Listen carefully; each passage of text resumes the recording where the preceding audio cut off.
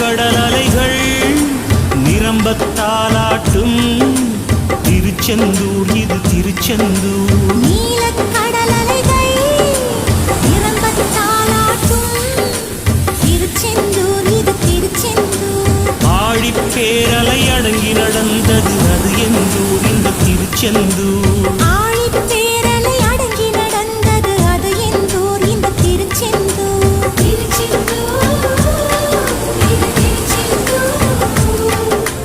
திருச்செந்தூர் இது திருச்செந்தூர். நீலக்கடல் அலைகள் நிரம்பத்தாலாட்டும் திருச்செந்தூர் இது திருச்செந்தூர்.